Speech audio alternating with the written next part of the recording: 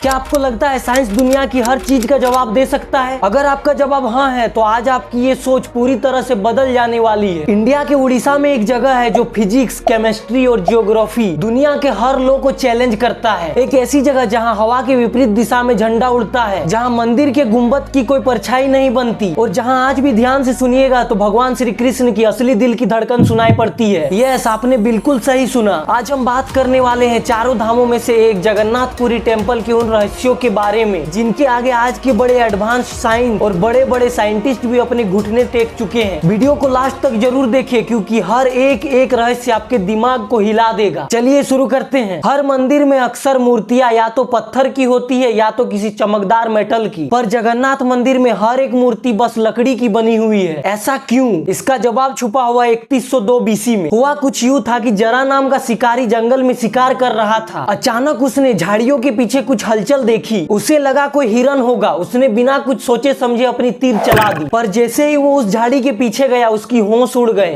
हे भगवान, ये मैंने क्या पाप कर दिया? मैंने तो एक जानवर का निशाना लगाया था, लेकिन यहाँ स्वयं भगवान कृष्ण घायल पड़े हैं। उस शिकारी के तीर ने भगवान श्री कृष्ण के पैर को छलनी कर दिया था और इस तरह श्री कृष्ण ने अपना मानव रूप त्याग दिया। जब उनका अंतिम संस्कार किया गया तब एक अजीब घटना हुई। उनका पूरा शरीर तो पंच तत्वों में विलीन हो गया, लेकिन उनका दिल तो आग में जला ही नहीं। वो किसी चमकते हुए मेटल की तरह बिल्कुल सुरक्षित थी। जरा शिकारी ने उस दिल को उठाया, पर जब उसे उसका कुछ यूज समझ नहीं आया तब वो थक हार कर उस दिल को एक लकड़ी के तय में रख कर समुद्र में बहा दिया। सालों बीत गए दोस्तों। फिर गुप्त साम्राज्य के एक राजा हुए जिनका नाम था इंद्रद्युम्न। वो भगवान विष्णु के बहुत बड़े भक्त थे। एक रात भगवान खुद उनके सपने में आए। महाराज, समुद्र तट पर जाओ, वहां तुम्हें एक तैरता हुआ लकड़ी का लट्ठा मिलेगा।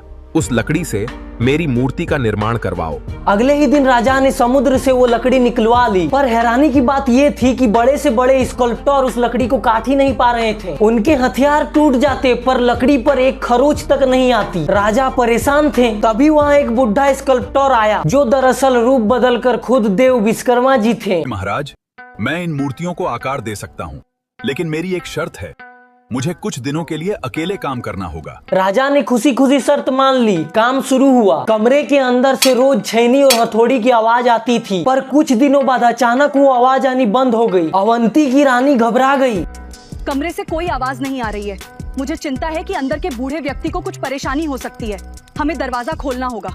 रानी की जिद पर जब वो दरवाजा खुलवाया गया तब वहाँ वो बुढ़ा स्कल्प्टर था ही नहीं और वहाँ बची थी 3 अधूरी मूर्तियाँ भगवान जगन्नाथ, उनके भाई बलभद्रा और बहन सुभद्रा की। उनके हाथ और पैर पूरी तरह नहीं बने थे। राजा ने इसे ही भगवान की मर्जी मान ली और उस अधूरे मूर्ति में ही वो चमकता हुआ दिल स्थापित कर दिया और वो दिल आज भी उसी मूर्ति में मौजूद है। दोस्तों, इस चमकदार दिल को ब्रह्मा पदार्थ कहते हैं और यहाँ एक ऐसी मिस्ट्री जुड़ी हुई है जो साइंस से परे है। हर 12 साल में मंदिर में एक अनुष्ठान होता है जिसे नबा कलिब्रा कहते हैं। साइंस में हमने पढ़ा है कि लकड़ी एनर्जी का बैड कंडक्टर होता है। ये दिल इतना पावरफुल एनर्जी रिलीज करता है कि वक्त के साथ वो लकड़ी की मूर्ति उस एनर्जी से खराब होने लगती है। इसलिए हर 12 साल में पुरानी मूर्तियों से निकाल कर इस दिल को नई मूर्ति में शिफ्ट किया जाता है। और ये शिफ्ट करने का प्रोसेस किसी हॉलीवुड सस्पेंस मूवी से कम नहीं है। जिस रात ये होता है पूरी शहर की इलेक्ट्रिसिटी कट कर दी जाती है। हर तरफ घुप अंधेरा होता है। मंदिर के आसपास टाइट सिक्योरिटी रहती है। जो पंडित इस दिल को ट्रांसफर करता है उसके आंखों में पट्टी और हाथ में मोटे ग्लव्स पहनाए जाते हैं। कहा जाता है कि किसी ने अगर गलती से भी इस ब्रह्म पदार्थ को देख लिया तो उसकी उसी वक्त मौत हो जाएगी। जिन पुजारियों ने ये किया है उनका एक्सपीरियंस आपको हैरान कर देगा। वो कहते हैं, जब मैंने इसे पुरानी मूर्ति से निकाला और अपने हाथ में लिया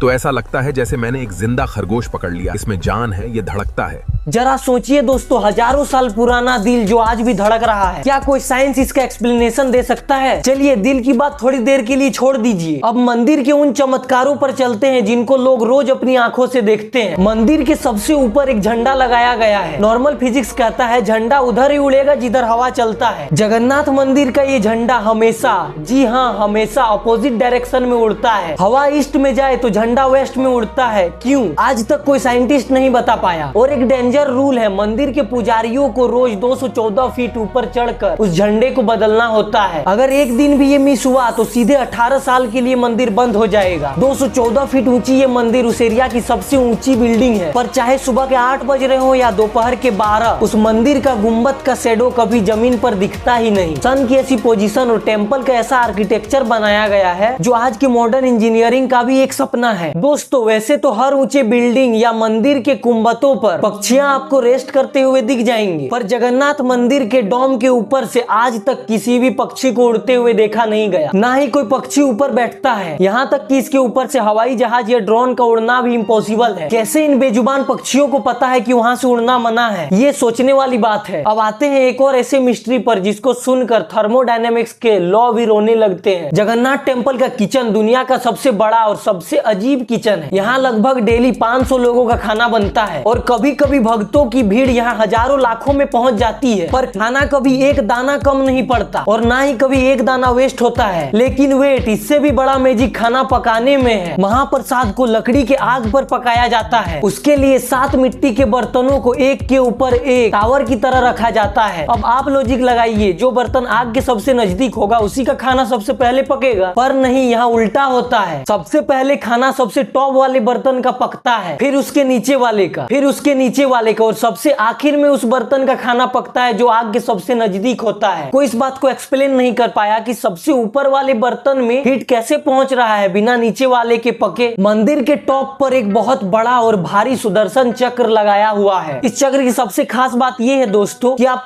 पूरी शहर में कहीं भी खड़े होकर के इस चक्र को देख लो, आपको हमेशा ये लगेगा कि ये चक्र आपको ही देख रहा है। उसकी डिजाइन इतनी कॉम्प्लेक्स और 3D है कि हर डायरेक्शन से लगता है उसका फ्रंट फेस ही दिख रहा है। इसके अलावा दोस्तों इस मंदिर के रूल बहुत ज्यादा स्ट्रिक्ट है। यहाँ सिर्फ हिंदू धर्म के लोगों को ही अंदर जाने की अनुमति है। हमारी former prime minister Indira Gandhi को भी इसके अंदर नहीं जाने दिया गया था, क्योंकि उनका सरनेम गांधी उनके हस्बैंड फेरोज गांधी से मिला था, जो कि एक फारसी थे। 2005 में थाईलैंड की प्रिंसेस को भी एंट्री नहीं मिला था। यहाँ तक कि स्विट्जरलैंड की एक औरत ने 1 करोड़ 78 लाख का डोनेशन दिया, फिर भी उसे बस बाहर से ही मंदिर का दर्शन करवाया गया।